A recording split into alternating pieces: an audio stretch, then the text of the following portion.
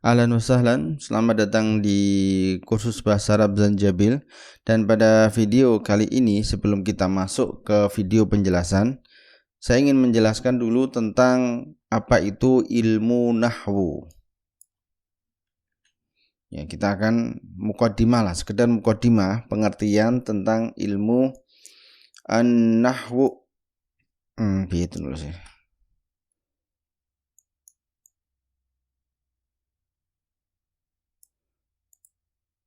Dan as-sarfu was-sarf. Nah, kita akan sedikit mempelajari muqaddimah tentang apa itu nahwu dan apa itu sharaf. Baik. Rekan-rekan yang dirahmati Allah Subhanahu wa taala, ilmu nahwu itu sebenarnya ilmu yang mempelajari tentang akhir kata, atau kita bisa bilang tata bahasa Arab ya. Tata bahasa Arab, ringkasnya ilmu nahwu itu mempelajari tentang tata bahasa Arab.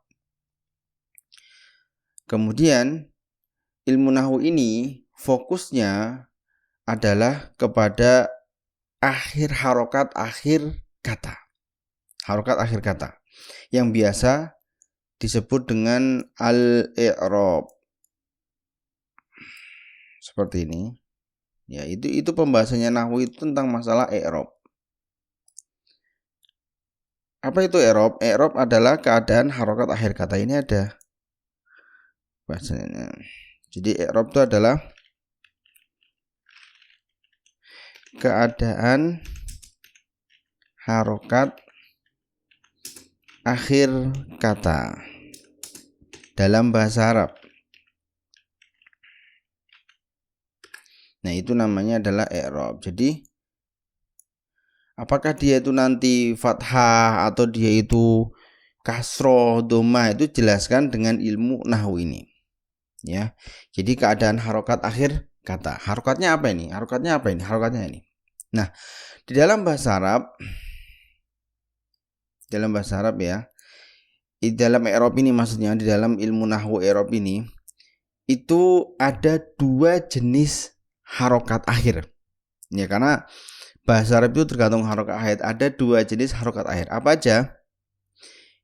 Yang pertama itu disebut dengan mu'rab. Yang pertama disebut dengan mabni.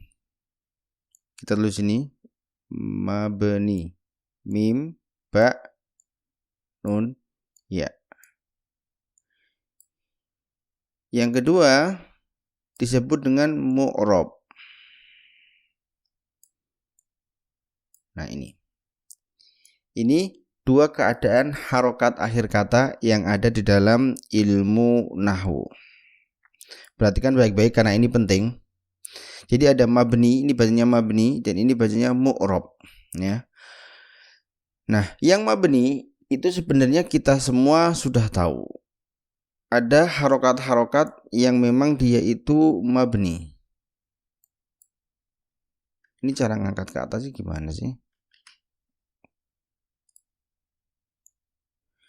Apa yang dimaksud dengan mabni? Mabni adalah harokat-harokat yang tidak bisa berubah.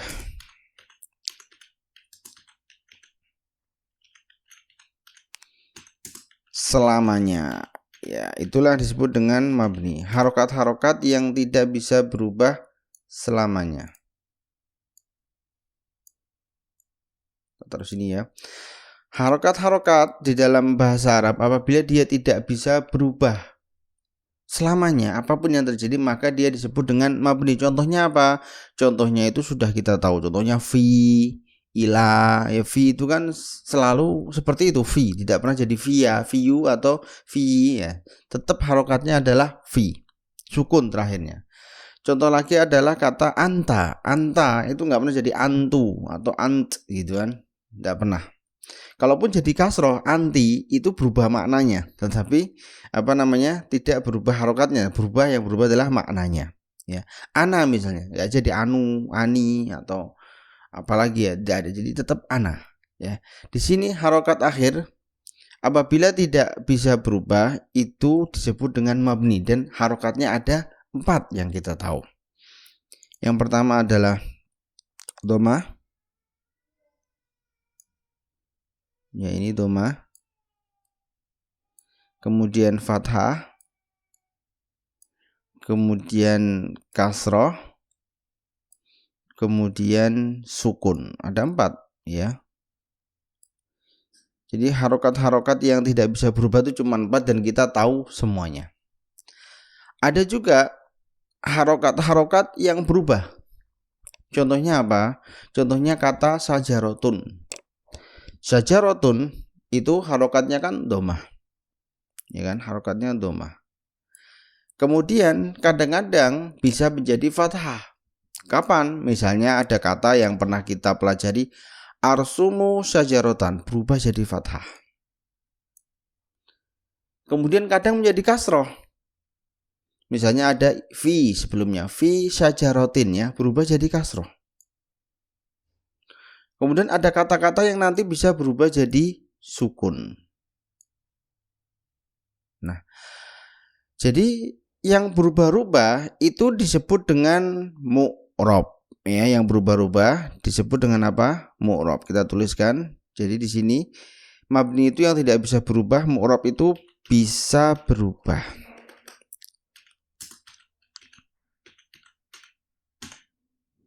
Nah, bisa berubah. Ini adalah mu'rob. Ya, jadi ada mabni, ada mu'rob. Nah, yang mu'rob pun ada 4, yaitu ini, dhamma, fathah, kasroh, dan sukun. Akan tetapi, agar tidak tercampur dengan yang di sebelah kanan, yaitu yang mabni, karena mabni sudah mengambil kata-kata ini sebagai dhamma. Ini fathah, ini kasroh, ini sukun, sudah diambil itu istilah untuk mabni. Yang mu'rob pun yang bisa berubah, ya, memakai dhamma. Nah, biar dibedakan maka orang-orang nahwu membuat istilah khusus untuk harokat-harokat ini. Ya, untuk keadaan harokat ini orang-orang nahwu membuat istilah khusus untuk membedakan antara mabni dan mu'rob. Apa aja itu? Kalau dhamma, mereka akan menyebut dengan istilah marfu. Nah, pasti sudah yang pernah belajar bahasa Arab pasti sudah pernah dengar. Nah, marfu itu keadaan untuk dhamma. Nah, kemudian untuk fathah mereka menyebutnya mansub.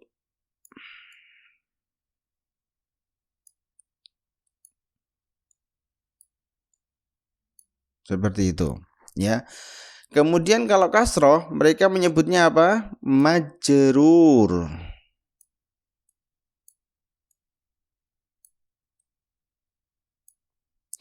Untuk sukun mereka menyebutnya, bentar ini ke atasin dikit. Nah, untuk sukun mereka menyebutnya majzum. Majzumun. Ini wawu ya, sorry. Wawu majzumun. Nulis pakai mouse itu agak susah. Majzumun. Nah, seperti ini. Nah, saya ulangi. Jadi harokat tadi kan, harokat ada ini i'rab ya. I'rab itu ada mabni dan ada mu'rab. Mabni itu harokat-harokat yang tidak bisa berubah selamanya. Mu'rab adalah harokat-harokat yang bisa berubah. Yang tidak berubah contohnya ini nih. Yang berubah yang tidak bisa berubah ada 4, dhamma, fathah, kasroh, sukun. Contohnya apa? Misalnya saya mengatakan anta. Anta itu enggak berubah.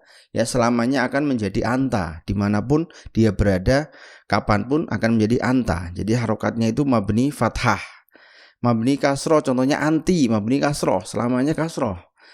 Terus mabni sukun contohnya apa? Antum, ya selamanya antum ya. Tidak pernah berubah jadi antumu, antuma, ya, itu antuma berarti berubah warnanya. Jadi antum di sini sukun dan lain-lain ya. Banyak kata-kata yang harokatnya tidak bisa berubah namanya mabni, tidak bisa berubah selamanya. Mu'rob, nah ini bisa berubah. Kadang dia menjadi dhamma, kadang fathah, kadang kasroh, kadang sukun. Kemudian orang-orang nahwu memberikan nama khusus untuk harokat dhamma. Mereka menyebutnya apa? Marfu. Untuk harokat fathah mereka menyebutnya mansub. Untuk harokat kasrah mereka menyebutnya majrur. Untuk harokat sukun mereka menyebutnya majzum. Jadi misalnya ada kata-kata syajarotun. Syajarotun itu maka kita katakan dalam ilmu nahwu i'rabnya apa? I'rabnya marfu. Ya. Jadi misalnya keadaannya harokat akhirnya dia itu syajarotun, ya dhammah ya. Karena dia bisa berubah jadi syajarotin, bisa berubah jadi syajarotan, maka kita katakan marfu. Kemudian misalnya arsumu syajarotan. Apa i'rabnya syajarotan? Kita katakan mansub. Adhabu ila sajarotin atau fi sajarotin. Nih, kasroh, maka kita katakan i'rabnya apa? Sajarotin majrur, bukan kasroh, karena ini sudah diambil untuk mabni. Sajarotun bisa berubah jadi sajarotin, maka dia sebelah sini ya bisa berubah. Namanya adalah majrur. Ini hanya istilah yang dibikin oleh orang nahwu. Nah, permasalahannya apa yang membuat harokat itu berubah-ubah menjadi marfu, mansub, majrur, dan majzum? Ada dua. Nah, ini yang perlu dipelajari ini ya. Kita pelajari ini, ilmu nahwu itu belajarnya ini. Ada dua hal yang membuat harokat itu bisa berubah. Maksudnya yang mu'rab ini bisa berubah. Pertama adalah harfun.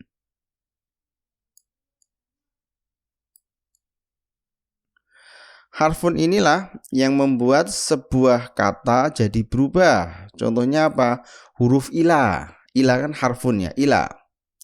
Ila sajarotin atau fi sajarotin. Jadi setelah fi itu kasroh. Kenapa? Karena memang huruf tadi fi ila itu memang berpengaruh kepada kata-kata dalam bahasa Arab. Ya. Setelah haruf mesti ada tertentu. Kadang dia bisa menjadikan mansub, kadang dia bisa menjadikan majrur, kadang huruf juga bisa menjadikan majzum. Tapi standarnya kalau nggak ada huruf maka dia adalah marfu. Ya. Kemudian berubah huruf maka berubah menjadi kalau nggak mansub ya majrur ya majzub, dan kita akan pelajari insyaallah. Ada huruf-huruf yang bisa membuat mansub fathah, ada yang bisa membuat majrur, ada yang bisa membuat majzum. Taib, nomor 2 yang membuat harokat itu berubah adalah posisinya. Ya, kita tulis sini posisi.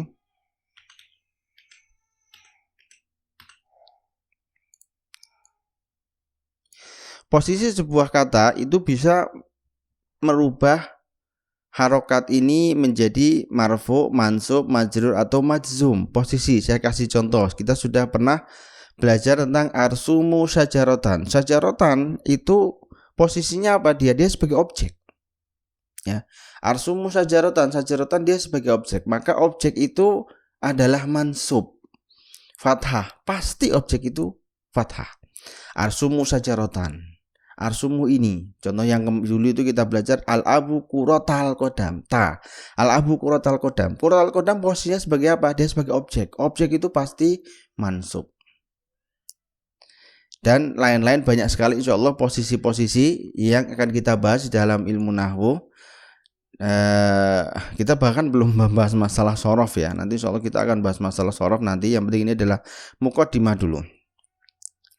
Nah, sekian dari saya, semoga bermanfaat.